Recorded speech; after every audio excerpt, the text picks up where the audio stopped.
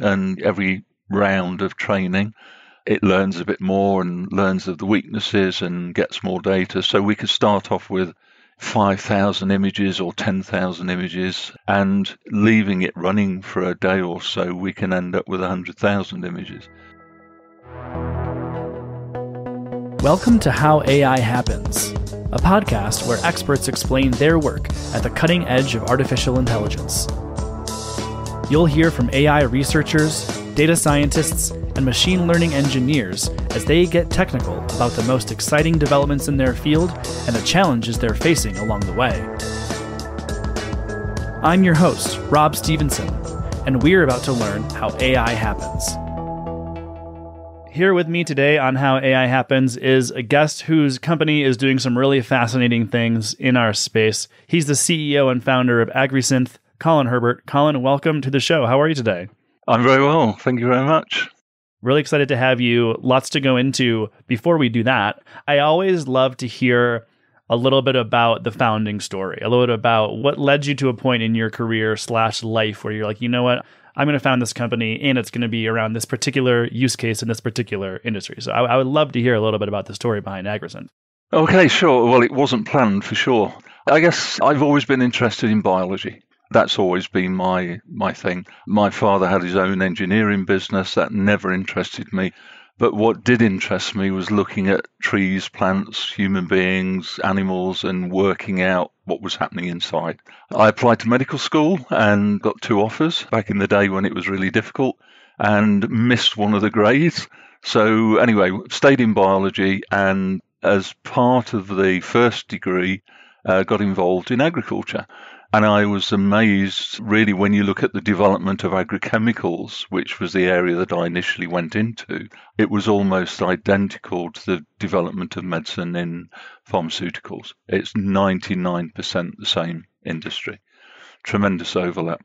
So I got into agriculture and did that for many years, working with BASF, Syngenta, Novartis in different parts of the world, and then started my own business and went into other areas, lots of other industries, but always with a science and a biology connection, and ended up working with Roche in Switzerland, looking at clinical trials. And it was during that period I spoke to one of the developers we were using in India, in Mumbai, and we were looking at mammograms for breast cancer and looking at the beginnings of what was then AI, early machine learning. And as we finished one call, he made a comment about it's a pity we can't draw them ourselves. And I didn't think much of it, but it did register. I knew that it had registered, but that was about 5 years ago. And then about 3 years ago, I happened to be watching an episode of Star Wars, which sounds a bit nerdish, but it was with my son who was 22. It just happened to come on TV and we started watching it. And we were talking about the way the spacecraft didn't need to bank when they turned because there wasn't any air. And we talked about CGI. And as soon as we mentioned CGI, I remembered what the guy in India had said. And because of the interest in agriculture, I'd kept abreast of developments with robotics and things like that in agriculture, and it just came together. And I thought, yeah, why don't we do that? Because I knew people were struggling in agriculture with AI, machine learning. Because it's not the kind of area you can just go out and collect more images, because we've got seasonality, we've got growth stages. So if you want more imagery, you have to wait a year. And, people have been trying for years to nail certain data sets, for example. So, that's how it came together, Star Wars. So it sounds like the data set in agriculture has lagged compared to other areas. Like, for example, self-driving cars can rely on the closed circuit cameras at intersections to harvest data, and, roads are well documented. But are the growth stages of particular kinds of plants at particular times of year in particular places maybe less so? Yeah, we don't have, even today, a lot of good quality imagery data sets. The problem is, if you take one crop in 1 year, you will have the crop doing certain things. It will grow at a certain rate. It'll be a certain variety, which may look slightly different from another variety. And if you have imagery at certain growth stages and certain growth stages of a certain spectrum of weeds, for example, you can bet your life that when you come to look at that whole data set, you're going to say, well, I could do with a later growth stage in the wheat, or I could do with another species of weed, or I could do with another growth stage of weed, or another variety of wheat. And the questions go on. And you collect that next year because you don't have the opportunity to do it again that season. Things can grow very quickly, and that can go on year after year. So it's very problematic. Never mind the annotation problems. It's very, very problematic to collect what I would call a homogeneous, a good rounded data set for a particular area. This is somewhat the challenge in lots of different verticals within companies trying to deploy AI, right? Is this problem of enough data or enough of the right data? Various solutions abound. What did you come up with? How are you trying to fill these gaps? Essentially, there are two problems. One is the collecting real-world imagery. The other is annotating or labeling it. The problem is that the images in agriculture tend to be very complex. If you look at, you mentioned self-driving cars, you have a road, you have white lines, you have a bus, you have a car. The number of objects are relatively limited, and the occlusion of those objects is, even if it is a complex image, is fairly well understood. In a crop of wheat, it's like a lawn, if you can relate to that. It's a one species of grass-type crop with weeds and disease and pests and slugs and old tin cans and leaves off trees. And it's a very, very complex scene. And it always will be. And different soil types, different clods of soil that break down. And it's just very complex. And the occlusion of leaves, the overlapping of leaves in particular, is extensive. So the complexity of biological images, agricultural images, is way beyond driverless cars and most other applications. I mean, medical applications, looking back at mammograms, seem really simplistic now, but agriculture is complex. Interesting. Yeah, I guess that makes sense when you put it that way. But of course, a natural environment would be more complex than a human constructed system, right? Yeah. Which is what a road and what cars represent. Yeah, absolutely. And you asked what we did. Well, we thought, well, okay, we need to build synthetic imagery. It's as simple as that. That's the solution. And we did a lot of research, myself and two others, and found out that there had been some attempts in agriculture, but very few and very simplistic. People cutting out images and putting them on of apples and laying them on the ground under the tree and things like that. So it was very simplistic, and we thought it's not going to be simple. We need a much more sophisticated approach. So we started building what we refer to as a maths physics engine to procedurally generate images of any plant and any other object at any growth stage. So what this engine does, we've actually got three of them, I'll clarify that, but what these engines do is essentially we give the plant an age, a lifetime, 0 to 100. 0 is when it germinates, 100 is when it either dies or it's mature, ready for harvest. And we tell the software the rules of how leaves come out of that plant, how they emerge, how they branch, their thickness. And for every single part of a leaf, for example, that could be 150 millimeters long, there's probably 20 to 30 parameters along that leaf. The width, the curl, the type of folding, the venation of the leaf, and lots of other things. And for every one of those parameters, we have a distribution of data. So we don't just put values in, we put a distribution of values, and that may be skewed, it may be normal, it may be t-distribution, whatever. So it's incredibly complex inputs, and one of the problems we're having, which we can probably come back to later, is how to talk to this thing, how to set all those parameters. It's really difficult. So it's parameter rich to represent the rules of growth of a plant. And then depending on the species, we vary that, because some species grow rapidly at the beginning, have different leaf shapes and things like that. So we've got three engines. One is for broadleaf weeds, common weed, dandelion, things that we're all familiar with. The second engine is for grass-type plants like wheat and grass weeds. And the third one is actually for grain, wheat grain, because we have a customer and a project going there. So these engines kind of map the life cycle of a plant, and we can create a species and inject that species into a scene image. It may be 10 crop plants at random or some other distribution. And then we inject species of weeds or disease on the leaves of the crop. Lots of different things we can do. But all the time, we're controlling the scope and the variance of that data set. And that's the key thing. So we know exactly where the edge cases are, where we go to. We know the distribution of every parameter in that data set. So we can design the data set exactly how we want it and generate imagery accordingly. We could never collect such imagery in the real world. We wouldn't get anywhere near it. So that's essentially what the essence of what we do. When you are building this data set, when you are setting these parameters, I'm curious what that code, I guess, looks like. Surely it's not natural language. It's not like, oh, the leaf looks kind of like this. Like, are you saying, oh, there's this much distance between this part of the plant and this part of the plant? Or what is even the input? Yeah, it's got quite complex. It's actually got quite complex. It's a bespoke software. It's written in C#, and essentially the parameters are dimensional. So the leaf is this wide at this point.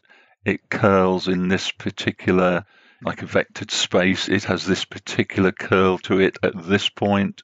It twists anti-clockwise, like all leaves of wheat all across the world twist anti-clockwise. Interesting fact. So all of these things are dimensional, degrees, millimeters, fractions of millimeters. But it's never one value, it's a distribution of values. So there's two questions. What is the scope of that distribution, maximum, minimum values?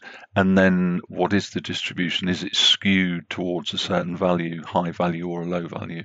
So all the thousands of parameters have a distribution of data going into them. Okay, so the parameter is a characteristic of a plant, and then the value is a distribution represented numerically. Yeah, absolutely. And one plant will have many, many, many parameters to describe its leaves, the way the plant branches, the way it holds itself, the rate of growth, and things like that. So a species is defined by thousands of parameters. Surely, yes. So what is the synthetic data? And it's a very human-centric question, but what is the synthetic data? What does it look like? Now, that leads on to a really interesting area, which we will probably spend some time on. Initially, we're trying to, and we still are at the moment, trying to generate images of complex images, complex scene images, multiple plants occluded, disease on leaves, weeds in the background, things like that. And we wanted those to replace the images that we'd take with a camera in the real world. So it was a straight substitution. But the more we learn, the more is that we're doing that because we've got a human in the loop. We've got me sitting there saying, I want to see this scene, this data set, and then we can train the AI. But actually, you can join the generation and the AI together, get out of the way as a human, and then talk about different types of data. So we've submitted a patent for what we call a closed loop train test system. And if you imagine one hand on the left, you've got this engine that can create images on demand according to rules and within a data set of known scope and variance. And then you train and you validate and you test on real world. And through various methods, you learn what's working and where the weaknesses are. And based on that, send a request automatically back to the engine and say, I need more data in this particular area, which is what happens in real life. The AI engineer is always asking for more data, annotated data. So we can close this loop and get out as a human and leave it running overnight. And the parameters essentially will bubble up and provide more data in the weak areas, and we'll optimize a particular AI model for a certain purpose. It's not quite as simple as that, but that's the pattern, and that's what we have running in AWS at the moment. So as a human, we've kind of learned that we're the ones who want to see the image, not the AI. The AI can feed on other things. So let's just get out of the way as a human and find the best way of the engine talking to an AI model. So in that scenario, the engine is noticing when there is a gap in a certain, like this is where it would require more data, right? That's a common human request, as you point out. And then it can see the gap where it's weak in a certain parameter. Okay, I need more data to fulfill that parameter. Then it makes a request and then generates synthetic data to fulfill the data for that parameter. Yeah, absolutely. Oh, it's fantastic. And we leave it running, and every round of training, it learns a bit more and learns of the weaknesses and gets more data. So we could start off with 5,000 images or 10,000 images, which are figures that are really unheard of in agricultural AI. We don't normally have that number of images. And leaving it running for a day or so, we can end up with 100,000 images. But they're all in a controlled data set. It's not just throwing another bunch of images in, which is what you do in the real world. It's controlling it, saying, I want another 1,000 images looking at the leaf margin of a particular species, but build that in to the overall data set variance and scope. So we're balancing that data set all the while. And so it's generative, but it's generative within very specific, even though there's a lot of them, a specific finite data set, basically. Yeah. Although we don't always know where that data set's going. We start off, and then if we leave the closed loop running, it may end up, we didn't realize we wanted 20,000 images of that species because it's quite difficult. Or the AI model is finding it quite difficult. So we don't quite know where it's going to end up, but that's determined by the model and its success and failure at recognition of invalidation, real world recognition. And it works. It works. I mean, I won't say it's perfect by any means, and we're learning so much. I mean, the beauty of the system is that because we know how we've constructed every image, we know where every pixel is. So we can annotate an image at pixel level. We can't do that as humans with complex images. If you imagine a scene in your garden, if you've left it for a while and you take a photo and you give a number of people coloured pens and say, can you colour these in? It would be a mess. We can't do it. But we can account for every pixel, every occluded leaf, every single pixel belongs to that leaf and not that leaf. Now, as a human, looking at the image, we can't see it. But from an AI perspective, we can describe everything at a pixel level. So if I were to look at some of the synthetic data that it generates, I'm guessing it wouldn't look like something that belongs on the cover of National Geographic. So as a human, we'd look aesthetically at an image and we'd say, that's a nice green and, it's a nice curve and that's a nice horizon and tree there and birds singing and everything else. But from an AI perspective, we need specific things. And from a pixel level, we can put bounding boxes in. We can put bounding boxes in 3D space, for example. We can put key points of the base of the leaf, the midpoint, the end, or any position along. We can describe vectors on the plant and how it bends. And ultimately, we can have instance segmentation. That's really where we're heading. To really get rid of any noise in the training data and make every pixel in the training data relevant. So that's really what we're trying to aim at. To answer your question on what the images look like, we started off looking for photorealism, and we had the annotation that we could describe any type of annotation for an image with its key points, vectors, instance segmentation, whatever, bounding boxes, depending on what AI model we were using. And we learned that we didn't need that photorealism. That's what we thought we wanted. But increasingly, we give the annotation data an image that's sufficient for that annotation data. So if we describe, for example, the margin of a leaf, it may be like a serrated margin, like a sawtooth. We could just provide the key points and say the leaf is green. We don't need to have the texture of the leaf. Now, we do have the texture of the leaf, but in a lot of cases where there's a lot of morphological features, the way a plant looks, then we don't have to worry about the texture and the color. It's only we have to worry about that if a plant doesn't have anything exciting in terms of its structure and appearance. So increasingly, the images look simplistic. They don't look beautiful. They certainly don't look photorealistic. They look technical, if anything, depending on the species. Could you send me an example so I can put it in the show notes? I think I would love for people to see this. And it's important because historically data has been collected for human consumption. And so that is to say, it is to be pleasing or understandable or comprehensible to human eyeballs. Now, machines see differently than humans. Even to the example of like the CCTV footage. It's like, is it aesthetically beautiful? No, it's just like a very grainy, high angle shot of a road, but it's easy for you or I to figure out what's going on. And so then we have been training learners to process information as a human would, and it's not a human being. So with this generation of synthetic data, you're making data that is purpose-built for a machine. It feels like an important shift. I think it is. And I mean, it's a journey we're taking. We've not finished by any means. Ultimately, the way we look at an image is not the way AI looks at an image. And I'm using AI as a collective term. So we look at an image in its whole entirety, aesthetically, holistically, and think, oh, that's a nice image.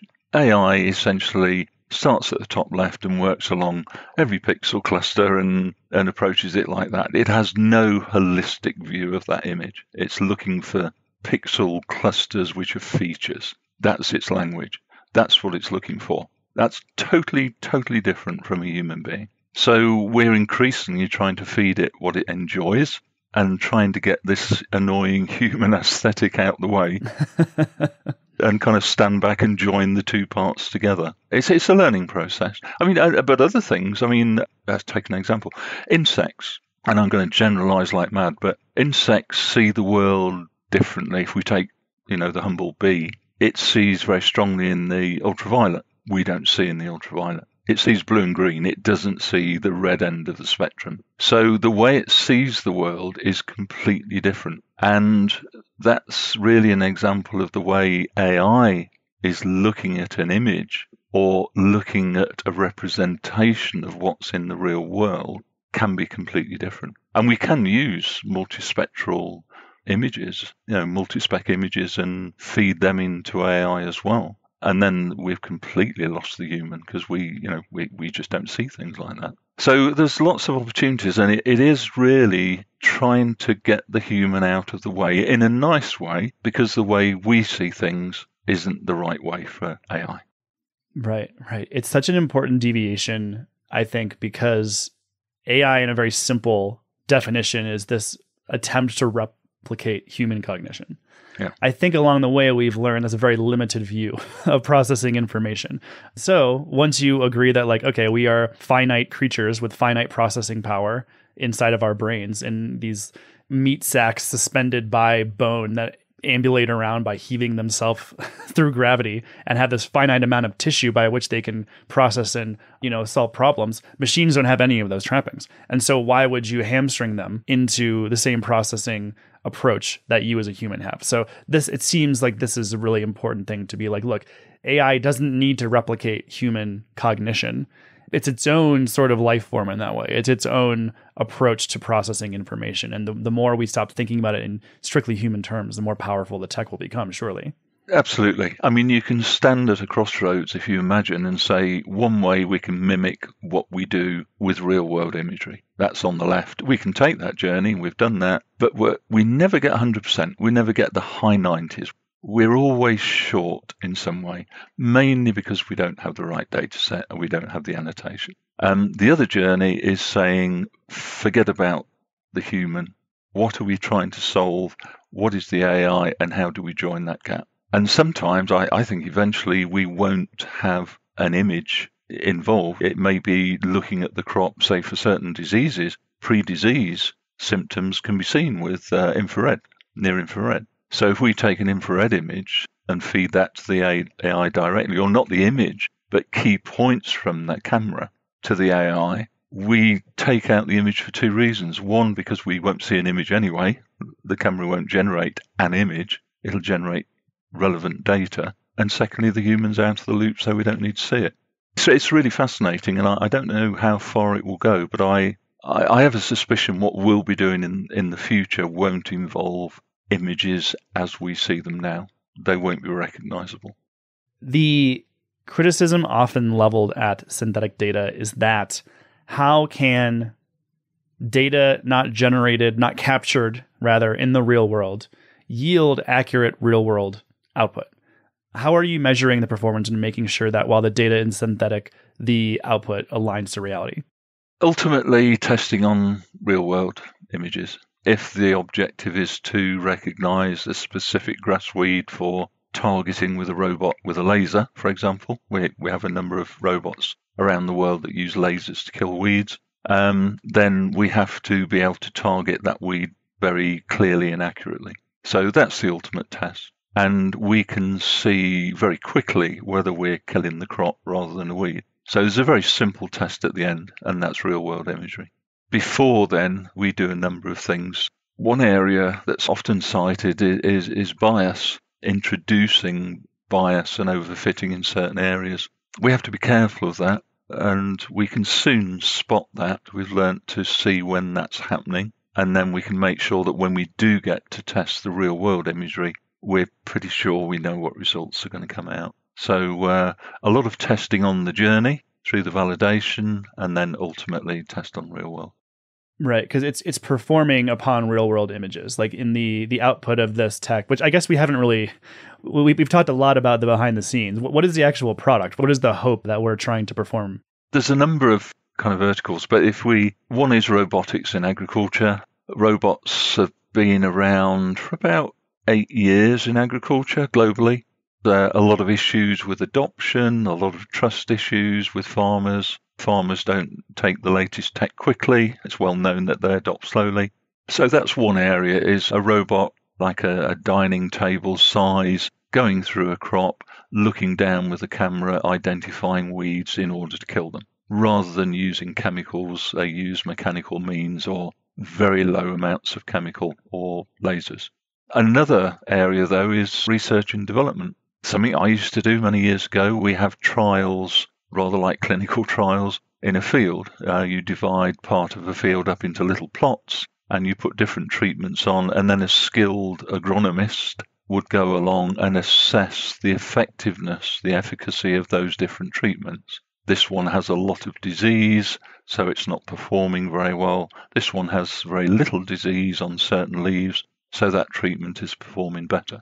So research and development for varieties of crops, for agrochemicals, and a lot of other uses is a huge market, because that R&D, that trials approach, is the same all over the globe. There are billions of plots out there. So research and development is another one. Vertical farming, more of a conveyor where the camera is still, but the crop is moving past, and looking for any blemishes, perhaps using near infrared to look for blemishes on a leaf before a human would see them, back to what we were saying, and being able to either treat them or take the leaf off or tag that plant as a second grade product. The other one that we're involved with in North America is grain, where if you imagine grain in a trailer that's output from a combine harvester, wheat, for example, the quality of that grain dictates the price, its value. And you can get certain things like green kernels and diseased kernels, broken kernels. There's lots and lots and lots of different characteristics that can reduce the quality and the price of that grain. And these are assessed by skilled humans. It takes about 5, 6, 7 years to learn how to grade wheat. And this is done on farm, taking samples. It's done at ports before it goes onto a boat. It's done at silos when lorries arrive. And it's quite clumsy. We're looking at a method, and it's going quite well, that we use AI up against a glass where the grain is passing, and we flash an image and then use AI to actually identify these characteristics. So we have like a continuous output of the quality of that grain. And this has the potential to change the way grain is marketed globally. So there are a number of, robots, vertical farming, research and development, grain, a number of areas where AI is starting to be used. Gotcha. So those are some of the applications, and I might have asked you that a half hour ago, but I guess I'm a naughty interviewer. We maybe should have started with that, but that's okay. We got there eventually. I'm glad you detailed those, because when we think about the training versus performance, the performance is on real world imagery, real world data collection, things happening out, in the material corporeal world. And that is important because I'm pleased by the parlance training versus performance. Because training versus performance, if you think of an athlete or a musician, it's similar in that the training is synthetic. It's not like the performance. The performance in an arena is very different from getting ready for the performance. And so a football practice, for example, there's all these drills and you identify the weak spots. We hear the parameters I'm weak on, right? I'm weak at tackling. So we're going to focus just on that the same way your engine does. And so, oh no, the data is synthetic. How can it produce real world output? Well, the training is always synthetic. It's always a simulation of a real world event you're trying to prepare for. So I just wanted to connect that dot, because it feels like a criticism against something being synthetic as somehow less does not hold water. I agree. It's an order of magnitude in a way that, we're totally synthetic as opposed to a degree of syntheticness, if that's a word. And also, again, the way we look at the real world image, we tend at the moment to use machine learning cameras to capture RGB images, normal images. But increasingly, we will perhaps have multiple AI models being used in sequence and have different cameras. So we might do an initial screen with one model on black and white, take color out, and we might blur them to take texture out. So we're just looking for these big morphological shapes to very quickly say, that's that weed, that's that, and then add on another layer of AI model to determine objects on leaves, for example. It may not be a real world image that we're ultimately looking at, but it will be data from the real world. There's a crucial difference there. Yep, definitely. Well, Colin, we are rapidly approaching optimal podcast length here. I could definitely stand to hear more, but for now, I'll just say this has been so fascinating. I'm going to make sure we put an example of some of the synthetic data you're generating in the show notes, just so people can kind of conceptualize a little bit.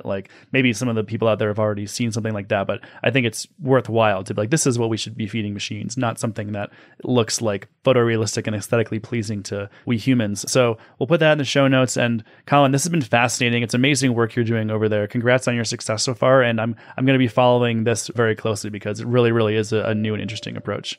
That's great. Thank you for the invitation. It's been enjoyable. Thanks.